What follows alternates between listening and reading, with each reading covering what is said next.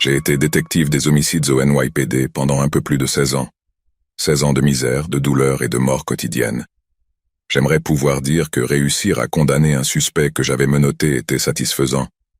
Mais ce n'était pas le cas. Ma première année de travail, nous avons attrapé un type qui avait tué 2 touristes juste pour leur prendre quelques dollars de leur portefeuille. Ce même type a accepté un accord de plaidoyer, n'a fait que 14 ans et est sorti l'année avant la fin de mon temps au bureau des détectives. Je pense que c'est à ce moment-là que j'ai décidé que j'en avais assez. En tant que détective des homicides, vous voulez éliminer les meurtriers des rues pour toujours, pas seulement retarder tout le cycle de la violence pendant une décennie ou quelque chose comme ça.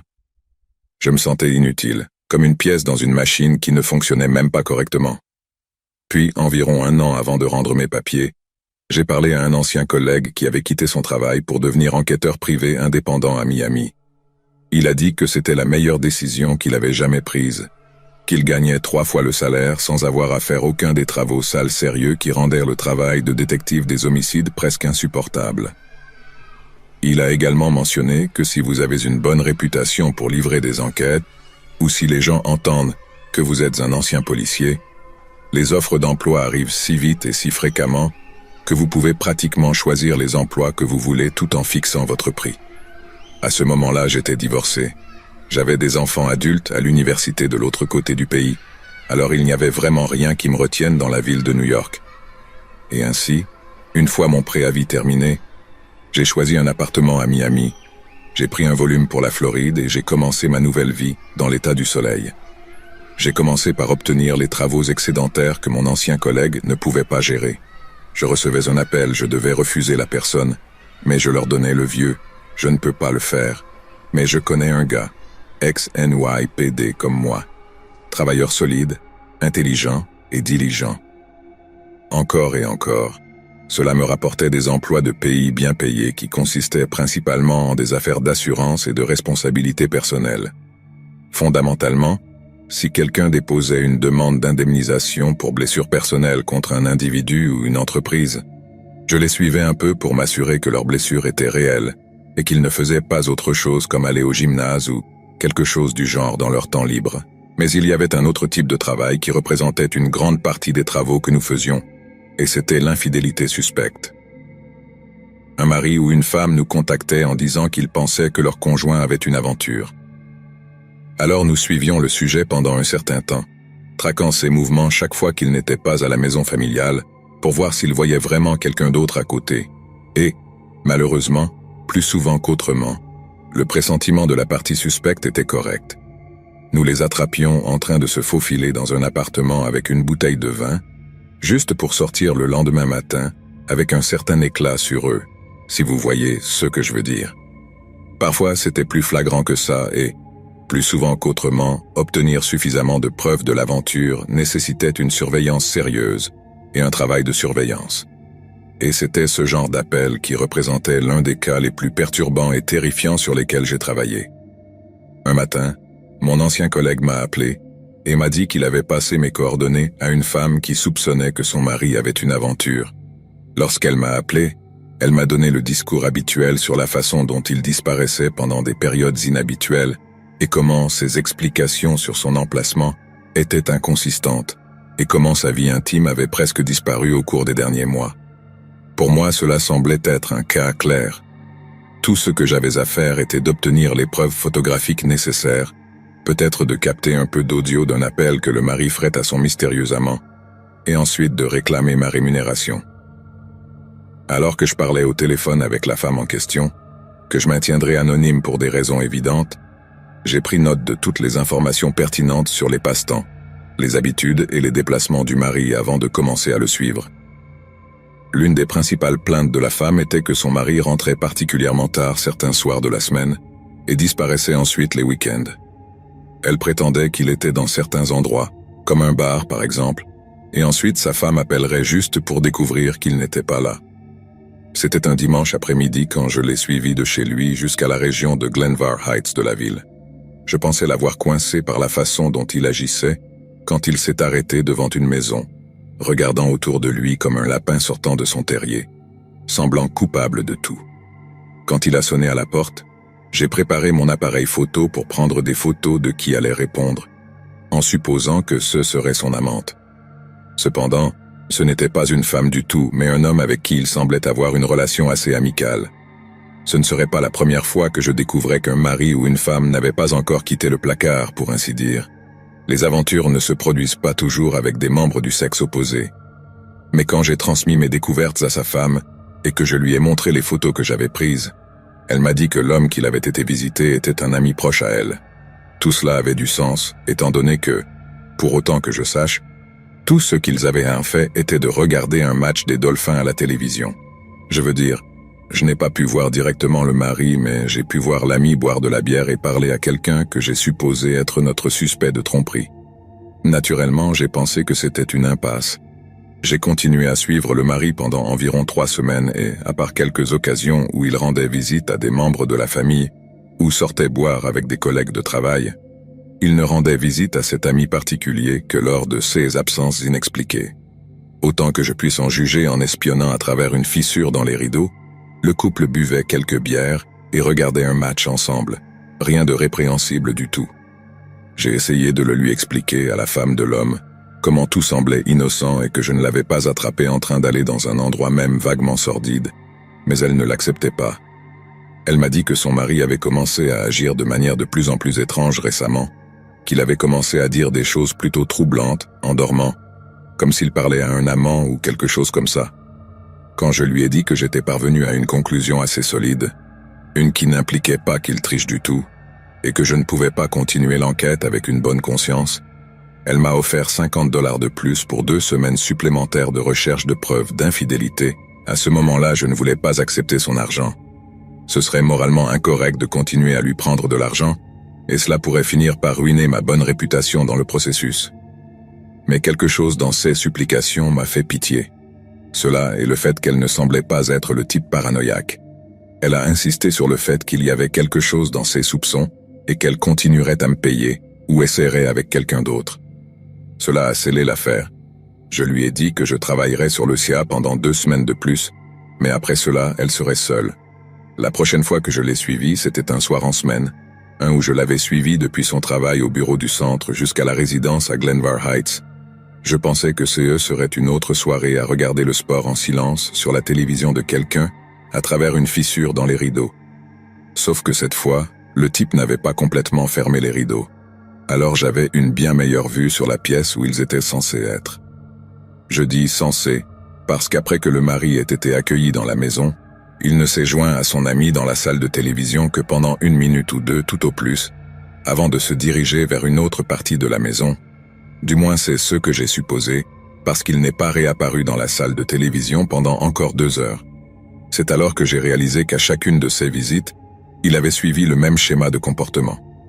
J'avais supposé qu'il regardait la télévision avec son ami, mais ce n'était pas le cas.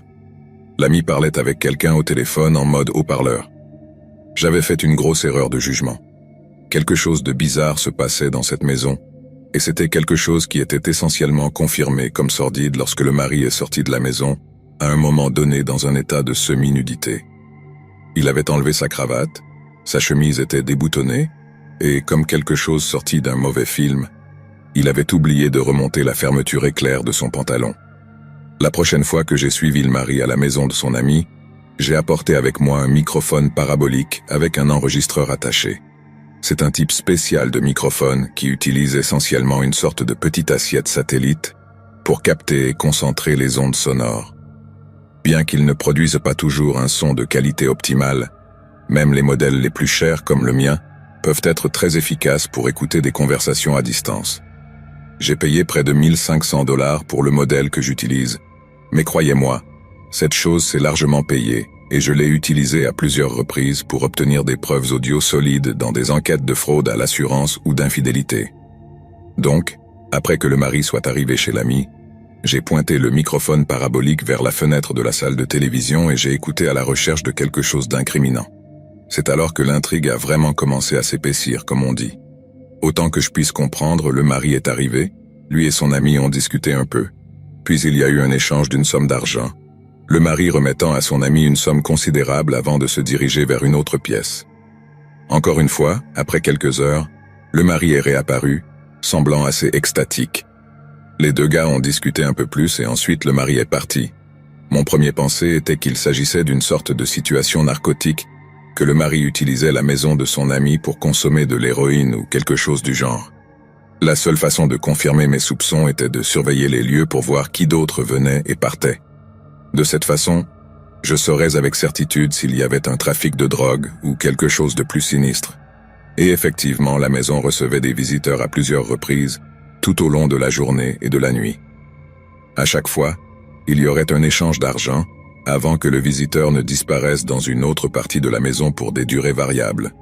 Du genre de conversation qui se déroulait avant et après, il était impossible de savoir exactement ce qui était vendu ou si les visiteurs payaient pour le temps, les drogues ou les deux. Mais lors d'une visite, j'ai entendu quelque chose qui pourrait être mon entrée pour découvrir ce qui se passait dans cette maison. Un des visiteurs dit au propriétaire, à travers une série d'implications et de double sens, qu'ils ont un ami intéressé à passer utiliser ce que le type offrait. Le propriétaire lui dit de passer son adresse, mais de ne pas utiliser de téléphone portable, jamais. Et ensuite il lui donne un mot de passe à utiliser quand il passe, pour qu'il sache qu'ils ne sont pas des flics. Bingo, j'avais mon entrée et tout. Ce dont j'aurais besoin était de faire un petit tour de la maison, et je saurais avec certitude ce que faisait le mari de mon client quand il était là. Je pensais que c'était quelque chose de honteux, de sordide, mais je ne pouvais jamais m'être préparé à ce que j'étais sur le point de découvrir.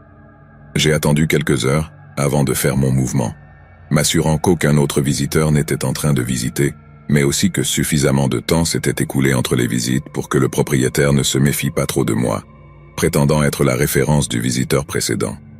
Alors je me suis dirigé vers la maison, j'ai sonné à la porte, puis j'ai donné au propriétaire l'histoire selon laquelle j'avais été recommandé par le visiteur précédent, avec le mot de passe convenu. Au début, il semblait un peu méfiant, mais il m'a laissé entrer dans la maison, me montrant la salle de télévision et puis, il m'a demandé 300 $ en espèces avant de me dire d'attendre là pendant qu'il préparait les choses pour moi. Toujours sous l'impression que l'endroit était une sorte de maison de drogue, peut-être qu'il allait nettoyer quelque chose de vomissure dans l'autre pièce, peut-être qu'il allait chercher quelques seringues propres.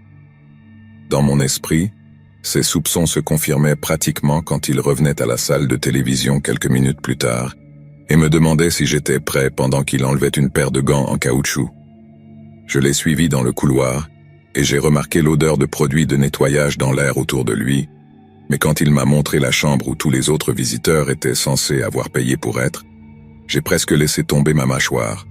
L'intérieur ressemblait à un abattoir. Un mur était couvert de cages d'animaux, et à l'intérieur se trouvaient toutes sortes d'animaux de compagnie plus petits et d'autres animaux de taille similaire.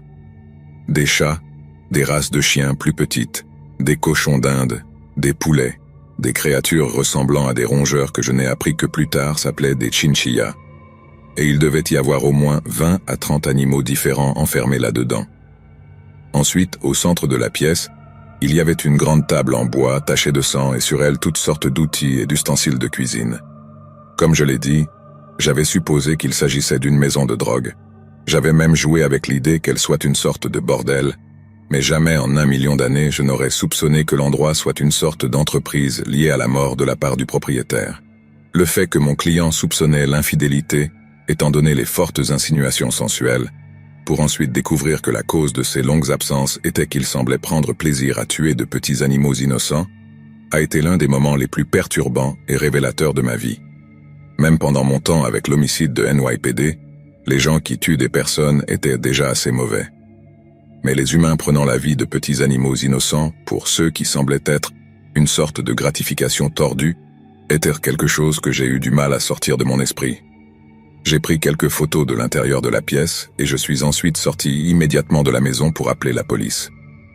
Autant que je sache, le propriétaire de la maison a été arrêté pour des accusations de cruauté envers les animaux et il risque une peine de prison pour ces crimes. Malheureusement, tout cela s'est passé avant que l'administration précédente ne signe un projet de loi faisant de la cruauté envers les animaux un crime fédéral, donc le gars n'obtiendra pas autant de temps que je le souhaiterais. J'ai montré les photos de la salle d'abattage à mon client, avec la recommandation ferme de quitter la maison et de demander le divorce dès que possible. Je lui ai expliqué que, plus souvent qu'autrement, Les personnes qui font du mal aux animaux passent à faire du mal aux êtres humains à un moment donné, et que je soupçonnais fortement que sa vie serait en danger si elle choisissait de rester avec lui. Après avoir remis les preuves et les recommandations à mon client, le processus pour clore. Ce chapitre particulier de ma carrière a été rapide, mais émotionnellement épuisant.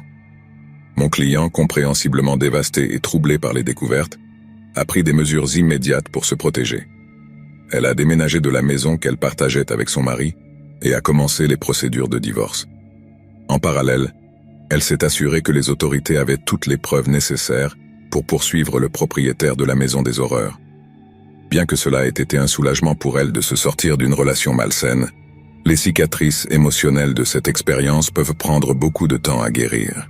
En fin de compte, ce cas m'a fait réaliser que parfois, les apparences peuvent être trompeuses et que les véritables horreurs peuvent se cacher derrière des portes closes.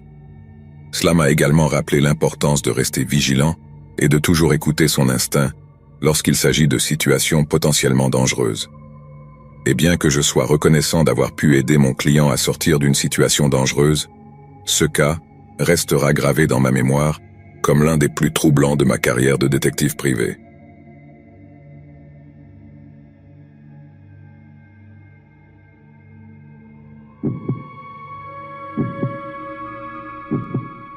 Peu de temps après ma retraite du LAPD, j'ai trouvé un emploi en tant qu'enquêteur privé.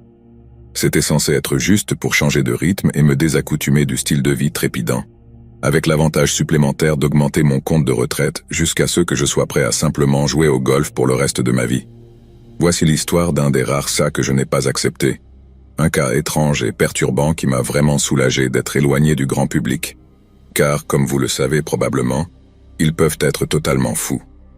La société pour laquelle j'ai fini par travailler avait un bureau au rez-de-chaussée d'un immeuble juste en face du tribunal du comté, avec quelques portes doubles automatiques qui s'ouvraient directement sur la rue.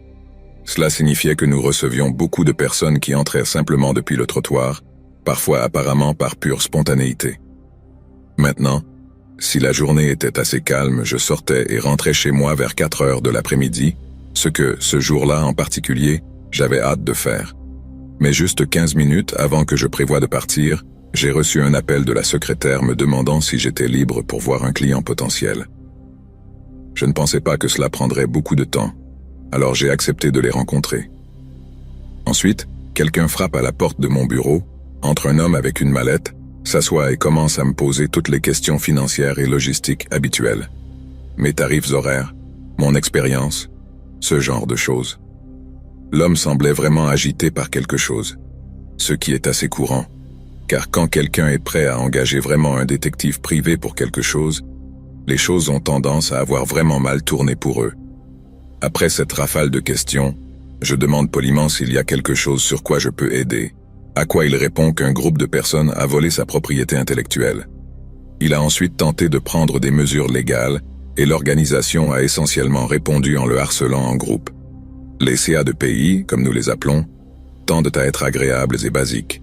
Vous obtenez les droits d'auteur de l'entreprise, les comparez à l'original, qui espérons-le est daté et enregistré, et ensuite, boum, je prends ma part des dommages-intérêts accordés.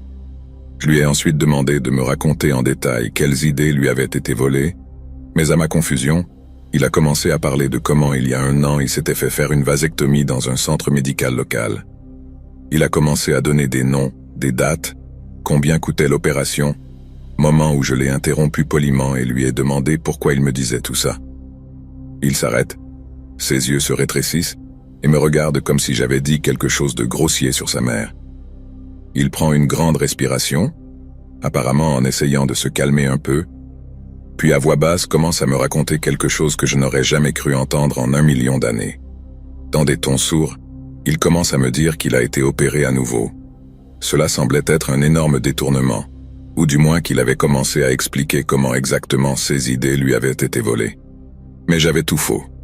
Les 2 points, l'intervention et la vasectomie, étaient explicitement liés. Il m'a ensuite dit, avec un visage complètement sérieux, qu'alors qu'il était sous anesthésie générale, le médecin avait implanté un dispositif d'écoute dans ses testicules.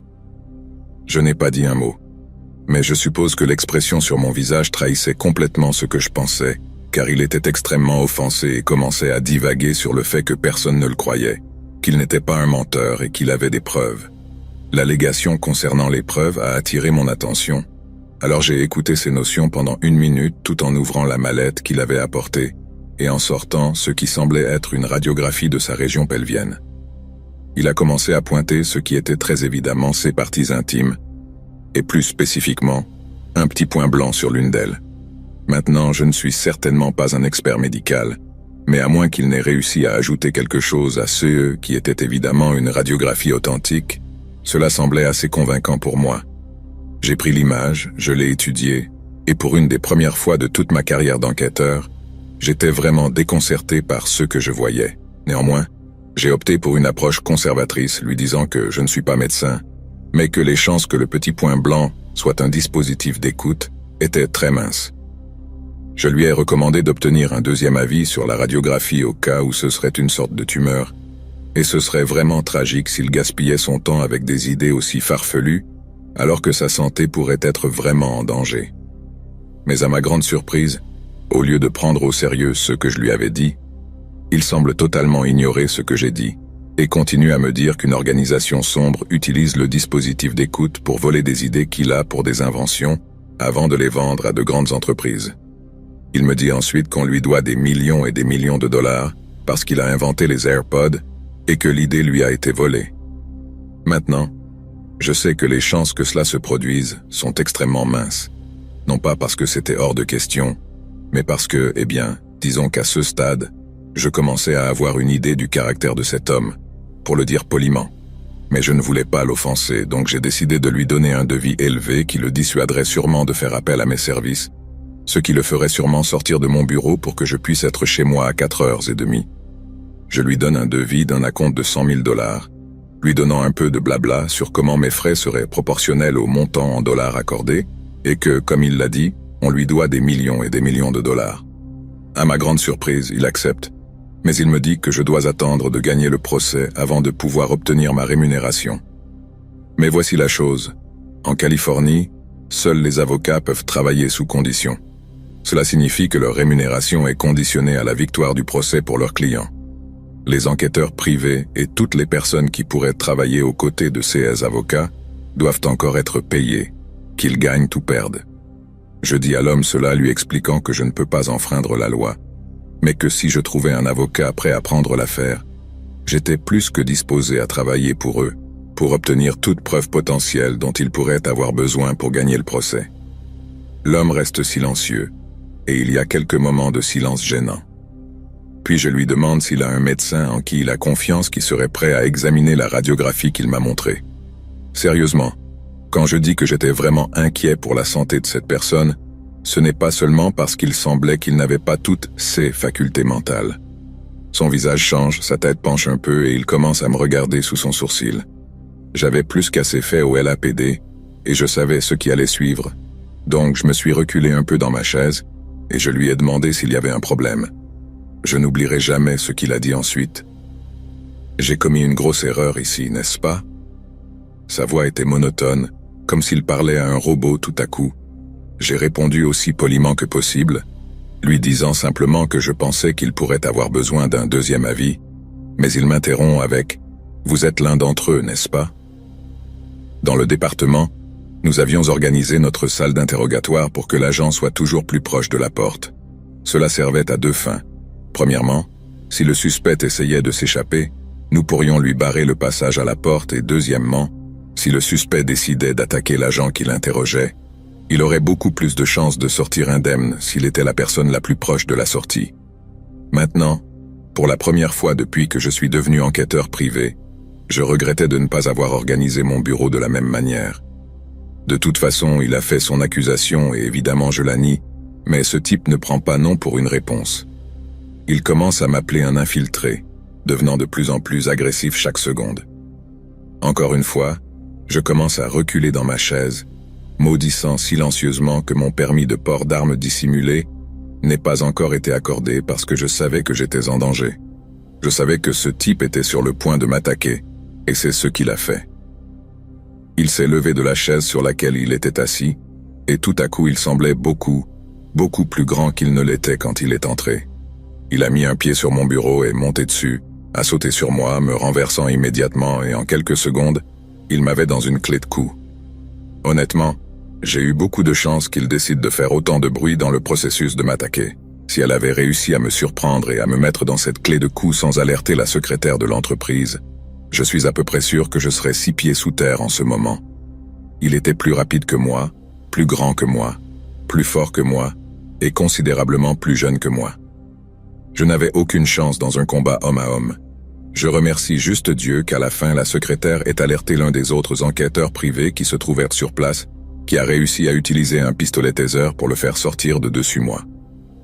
J'ai reçu un petit choc secondaire car son bras était enroulé autour de ma gorge, mais je n'allais pas me plaindre trop. C'était ça, ou ne plus jamais rien ressentir. Le type a été arrêté, accusé d'agression et grâce à quelques vieux amis qui travaillaient encore au département, j'ai su qu'il était maintenant interné à l'hôpital d'État d'Atascadero, une installation de haute sécurité pour hommes abritant des patients violents atteints de maladies mentales de tout le California. Je ressens une exceptionnelle pitié pour le type. Je ne peux pas imaginer à quoi ça doit ressembler de vivre et d'avoir à vivre avec un cerveau qui vous joue de si vilains tours. Mais je ne mentirai pas. Je pense que c'est le meilleur endroit pour lui. Parce que c'était vraiment une question de temps avant qu'il ne décharge toute cette colère justicière sur quelqu'un avant de blesser vraiment une personne innocente, et il pourrait ne pas avoir eu autant de chance que moi.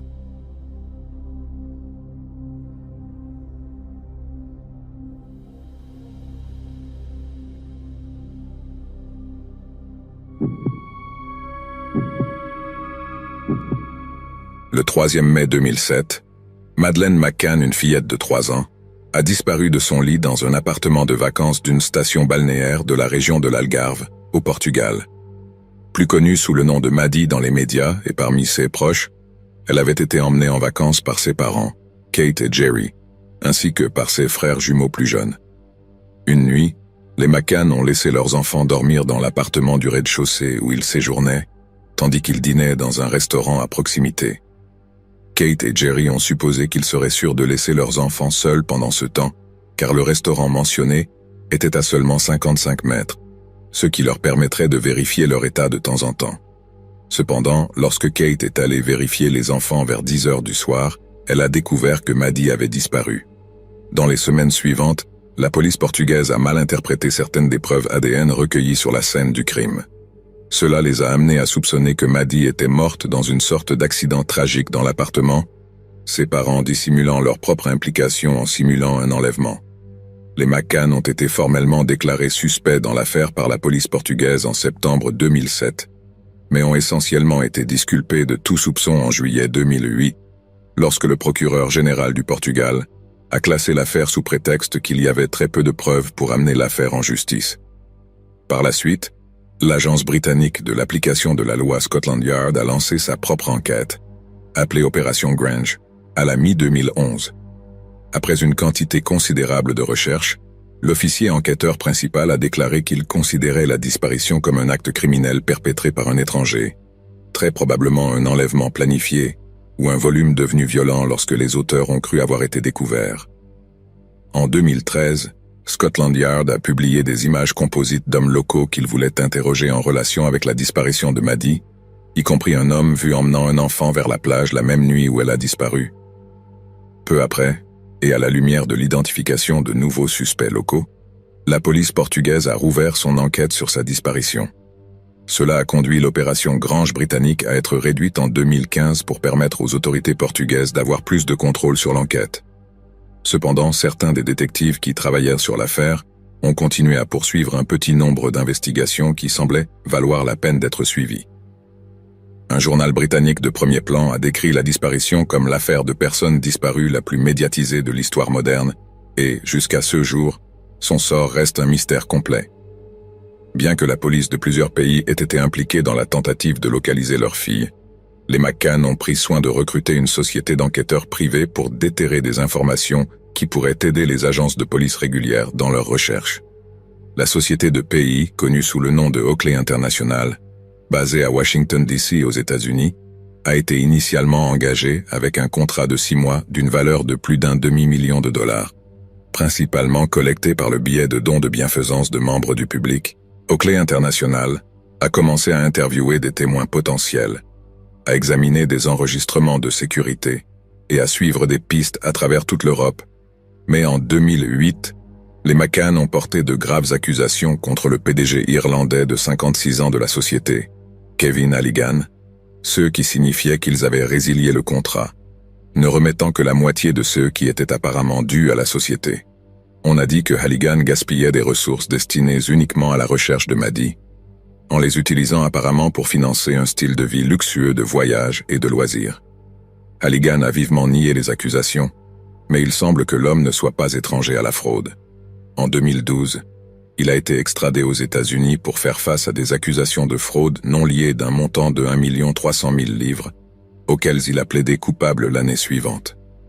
Il a été condamné à 41 mois de prison, mais a été expulsé des États-Unis peu de temps après ses comparutions devant le tribunal, en raison du temps déjà passé derrière les barreaux. Halligan avait échappé à la possibilité d'une longue peine de prison aux États-Unis, probablement parce qu'il avait assez d'argent pour payer les meilleurs avocats que l'argent pouvait acheter, mais parce qu'il était devenu une figure centrale dans les efforts apparemment infructueux et corrompus pour localiser la jeune Maddie. Il avait irrité beaucoup de gens sur son chemin, et s'était fait beaucoup d'ennemis, certains desquels avaient juré de se venger contre un homme qui apparemment avait utilisé l'enlèvement de la petite fille pour son propre bénéfice financier. C'est pourquoi il est si suspect qu'il soit décédé subitement chez lui à Guildford, Surrey, en janvier 2018. Adrian Gatton, un réalisateur de télévision et journaliste d'investigation qui a fait un documentaire avec Halligan en 2014, a confirmé sa mort à l'association de la presse, disant qu'il n'était pas en bonne santé. Il y avait du sang partout dans la maison, probablement causé par des chutes antérieures lorsqu'il était ivre ou évanoui, a-t-il dit. Sa maison était pleine de bouteilles de boissons vides. Beaucoup de gens lui voulaient du mal, mais sa mort est presque certainement liée à l'alcoolisme. Mais après sa mort, un porte-parole de la police du Surrey a déclaré que nous avons été appelés à une adresse à Cabot Hill Road, Normandie, après avoir reçu un rapport selon lequel un homme de 50 ans se sentait mal et était décédé par la suite. La mort est traitée comme inexplicable, et un dossier sera transmis au coroner en temps voulu. Inexplicable n'est certainement pas un mot que nous nous attendrions à entendre après la mort d'un homme qui, comme l'avait dit Adrian Gatton, était certainement lié à l'alcoolisme. Il reste le fait que lorsque la police a fait irruption dans la maison de Halligan, ils ont trouvé des taches de sang partout dans la maison. Bien sûr, il existe la possibilité que les façons corrompues et perverses de Halligan finissent par le rattraper, que les gens qui étaient furieux et vengeurs concernant la disparition de Maddie entendent parler de sa corruption apparente, puis canalisent leur colère vers lui. Mais Halligan a toujours insisté sur le fait que les rapports des médias étaient une grave distorsion de ce qui s'était réellement passé. Les médias imprimés en particulier ont adopté cette ligne selon laquelle rien n'était vraiment fait. Je menais la grande vie avec les revenus du cab McCann, a-t-il dit une fois. Croyez-moi, je n'ai même pas acheté un nouveau costume. L'argent, tout est complètement traçable, c'est prouvable. Il semble que Halligan était très intéressé à prouver son innocence quant au fonds de recherche de Maddie dont on l'accusait de malverser.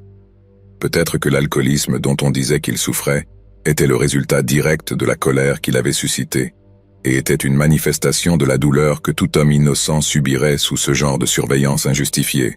Et peut-être, juste peut-être, croyait-il que retrouver Maddie le blanchirait. Halligan est-il mort de mort naturelle? Est-il même mort d'une mort inexplicable en raison de sa forte consommation d'alcool? Non, inexplicable est comment la police du Surrey a décrit sa mort. Il est possible qu'il ait été assassiné, et s'il a effectivement été assassiné, est-il possible qu'il se soit approché si près de la vérité derrière la disparition de Maddie qu'une personne quelque part ait senti qu'il devait être réduit au silence? La disparition réelle a eu lieu au Portugal, la mort de Halligan s'est produite à Surrey, en Angleterre. Et en juin 2020, un procureur public en Allemagne a ordonné une enquête sur la possible participation d'un homme de 43 ans qui serait supposé vivre dans un camping-car VW prêté dans l'Algarve au moment de la disparition de McCann. La voiture du suspect, une Jaguar XJR6 coûteuse, a été enregistrée au nom d'un nouveau propriétaire le lendemain de la disparition de McCann. 16 Connections International suggérait un réseau coordonné de kidnappeurs d'enfants, complet avec un système de soutien et de logistique qui pourrait s'avérer mortel dans les circonstances appropriées. Cependant, il semble que nous ne saurons jamais vraiment comment et pourquoi Madeleine McCann a été enlevée, où elle est maintenant ou si elle est vivante ou morte. Mais si nous découvrons un jour la vérité, nous pourrions simplement soulever le couvercle sur une conspiration terrifiante et bien organisée, qui a été responsable des disparitions d'enfants dans toute l'Europe, encore et encore. Et franchement, je ne suis pas sûr que le grand public soit prêt pour cette information, ni prêt à découvrir jusqu'où les tentacules de cette organisation s'étendent réellement.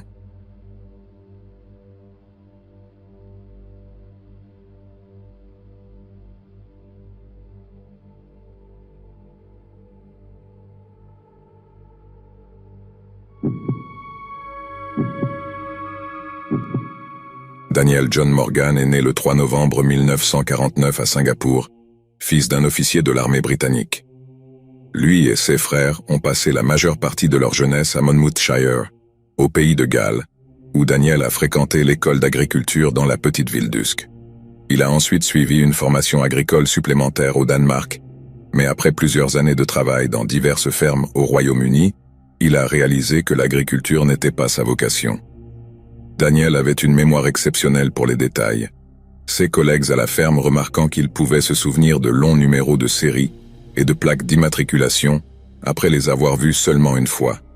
Finalement, Daniel a abandonné définitivement l'agriculture, déménageant à Londres avec sa femme et ses 2 enfants. Et c'est là qu'il a fondé sa propre société de détectives privés, Southern Investigations, à Thornton Heath. Au début de 1987, Daniel a été engagé par un client pour enquêter sur la corruption présumée de la police métropolitaine de Londres. Daniel avait mené de longues interviews avec un homme nommé l'inspecteur de police Alan Holmes, un membre des forces de l'ordre qui aurait été extrêmement désillusionné par la constante méchanceté et la corruption de ses collègues, et était prêt à collaborer avec Daniel Morgan pour mettre en lumière leurs méfaits. Daniel avait également sollicité l'aide du sergent détective Sid Fillery, un officier basé au commissariat de police de Catford, qui lui fournissait secrètement des informations. En mars 1987, Daniel avait accumulé une collection assez étendue de dossiers sur la corruption policière, et ce n'était qu'une question de temps avant qu'il ne puisse relier les points dans ses découvertes pour révéler ce qui serait sans aucun doute un énorme scandale de corruption, un qui ébranlerait les fondements même de l'ordre public britannique. Le 10 mars de cette même année, Danny se détendait après une longue journée de travail au pub Golden Lion à Sydenham. Il était accompagné de son partenaire de longue date, Jonathan Rees, qui avait également une longue liste de contacts policiers auprès desquels il avait obtenu des informations sur la prétendue corruption. Les deux avaient échangé des informations sur leurs découvertes étendues, Daniel prenant des notes dans un petit carnet qu'il gardait toujours sur lui. Une fois leurs affaires terminées, Daniel, âgé de 37 ans, s'est dirigé vers le parking du pub dans l'intention de rentrer chez lui avec sa famille. C'est là qu'il a été confronté par un homme plus grand qui a demandé à Daniel de lui remettre sa montre-bracelet, un article de collection assez cher qui rapporterait sans aucun doute une somme importante sur le marché noir de Londres. Daniel savait qu'il valait mieux ne pas résister. Il a enlevé sa montre-bracelet et l'a remise à l'homme, qu'il pensait simplement s'enfuir une fois qu'il aurait obtenu ce qu'il cherchait. Conforme mais encore en colère et défiante, Daniel a ensuite tourné le dos au voleur et a essayé de monter dans le siège du conducteur de sa voiture. Mais alors le voleur a sorti une petite hache à main et a enfoncé la lame dans l'arrière de la tête de Daniel, regardant comment il tombait au sol du parking, saignant abondamment de la grande blessure à la tête. Le meurtre semblait être un cas ouvert et fermé de volume à main armée qui avait terriblement mal tourné. Mais à leur arrivée, les détectives des homicides ont commencé à remarquer une série d'incohérences et de pistes révélatrices. Bien que sa montre ait été volée, le voleur n'avait pas pris la portefeuille de Daniel et lui avait également laissé une grande quantité d'argent dans la poche de sa veste. Maintenant, il pourrait sembler évident que l'assassin avait paniqué puis avait souhaité s'enfuir de la scène le plus rapidement possible pour éviter d'être arrêté pour meurtre plutôt que pour volume simple. Cependant, une enquête plus approfondie a révélé que l'assassin était en fait resté sur les lieux du crime pour enlever à Daniel une autre de ses possessions. Le pantalon de Daniel avait été déchiré autour d'une des poches, et son carnet, celui dans lequel il conservait sa richesse d'informations sur la corruption policière, avait été volé. Initialement, la police a cherché à arrêter un seul suspect en lien avec le volume à main armée et le meurtre, Mais plus d'informations sont sorties au grand jour, plus ils ont réalisé qu'il se passait quelque chose de beaucoup plus sinistre. Un mois plus tard, en avril 1987, 6 suspects ont été arrêtés en lien avec le meurtre de Daniel. Étonnamment, ces suspects incluaient Sid Fillery, l'un des contacts policiers de Daniel, ainsi que son partenaire de longue date Jonathan Rees. 2 autres des suspects étaient des officiers de la police métropolitaine qui ont été arrêtés spécifiquement pour soupçon de meurtre. Cependant, les 6 suspects ont finalement été libérés sans inculpation, car les détectives des homicides étaient totalement incapables de faire progresser l'un des chefs d'accusation. Ensuite, quelques mois plus tard, pendant l'été 1987, l'autre officier de police avec lequel Daniel travaillait étroitement, le sergent détective Allen Holmes, a été retrouvé mort dans des circonstances extrêmement suspectes et mystérieuses.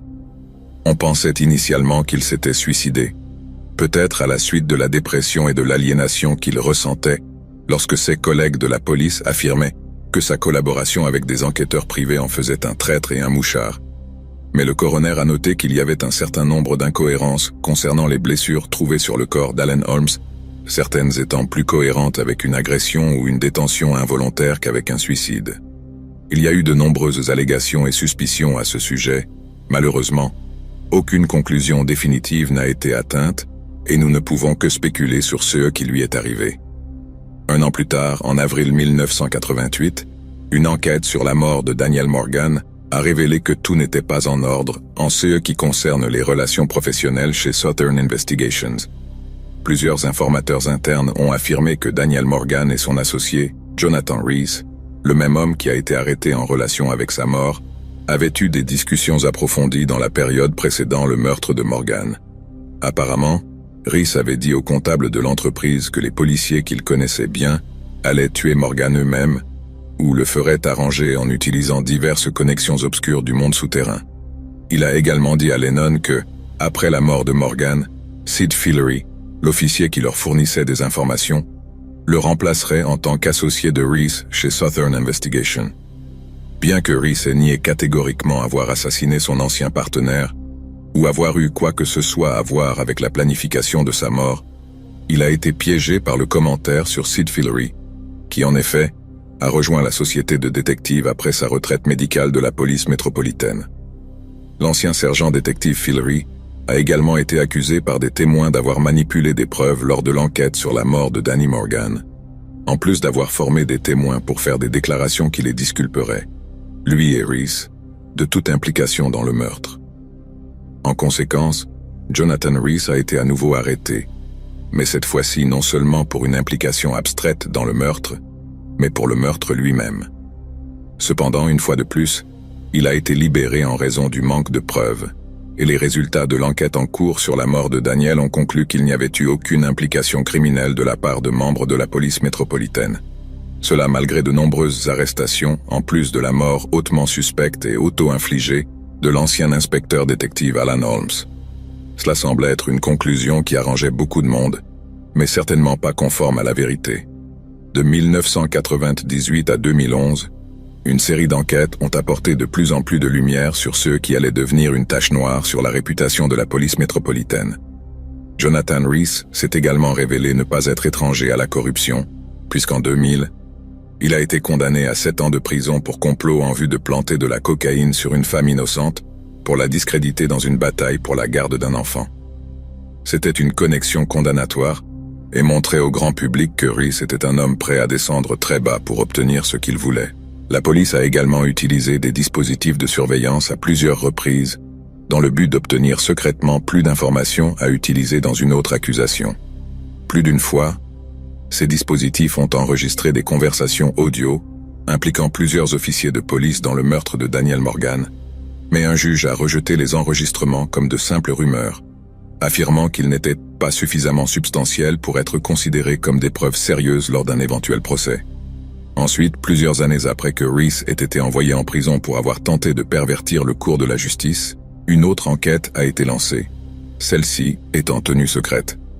Le surintendant détective David Cook a été chargé de diriger une enquête pour revoir les preuves. Un homme qui a un jour décrit le meurtre comme l'un des secrets les moins bien gardés du sud-est de Londres et a déclaré qu'un grand nombre de civils et de membres du personnel de la force publique connaissaient l'identité d'au moins certains des impliqués dans le meurtre de Daniel. Cook a également déclaré qu'il y avait eu des efforts sérieux et persistants pour salir le caractère de Daniel et a rejeté avec véhémence les allégations selon lesquelles Daniel avait été visé par un meurtre après avoir été découvert en train d'enquêter sur un réseau de trafiquants de drogue colombiens. Cook a affirmé qu'il était sûr que les responsables étaient des Britanniques blancs et presque certainement impliqués de quelque manière que ce soit avec la police. L'enquête secrète a abouti au procès de 2009 de plusieurs suspects, dont Reese, mais une fois de plus, l'affaire s'est effondrée lorsque l'on a jugé que près d'une décennie d'attention publique signifiait qu'aucun des suspects ne pouvait être assuré d'un procès équitable. Incroyablement, Reese avait une fois de plus échappé à la justice que Morgan et sa famille méritaient tant.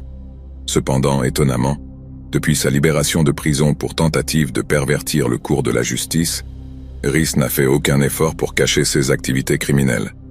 Il est devenu douloureusement évident qu'il avait un réseau de contacts avec des officiers de police corrompus qui lui fournissaient des informations confidentielles, ce qui lui a permis de trouver un emploi au tabloïd britannique News of the World. Il a prétendu que ces contacts étendus lui fournissaient des informations confidentielles provenant de banques et d'organisations gouvernementales, et qu'il pouvait régulièrement obtenir des données confidentielles sur les comptes bancaires, les relevés téléphoniques, les détails d'immatriculation des véhicules et les ordinateurs. On a également prétendu qu'il avait commandité des vols au nom de journalistes. Dans son enquête sur Reese, le journaliste du Guardian, Nick Davies, a décrit ce qu'il a observé comme un schéma dévastateur de comportement illégal et a commenté sur l'empire de corruption que Jonathan Reese et Sid Fillery ont construit dans les années suivant le meurtre de Daniel Morgan, après que Fillery ait remplacé Morgan comme associé de Reese. Ce qui semble terrifiantement évident à ce stade, c'est comment un homme a pu manipuler le système judiciaire britannique pendant plus de 20 ans, simplement pour son propre bénéfice financier. Bien qu'il ait certainement vu l'intérieur d'une cellule de prison pour avoir tenté de pervertir le cours de la justice, Jonathan Reese a réussi à échapper à la punition pour le crime le plus grave qu'il semble avoir commis: planifier et exécuter le meurtre de son ancien partenaire, Daniel Morgan. En tant que citoyens, nous sommes censés pouvoir faire confiance au système de justice pénale. Sans cela, tout ce que nous avons est un sentiment de chaos et d'anarchie, un monde où nous devons rendre justice nous-mêmes lorsque l'État refuse de nous aider. Ce qui est indubitablement plus terrifiant que tout fantôme, monstre ou créature, c'est que nous pourrions bien vivre dans une société où ceux en qui nous avons confiance pour être nos gardiens sont en réalité ceux qui nous réduisent au silence, nous oppriment et finalement nous tuent.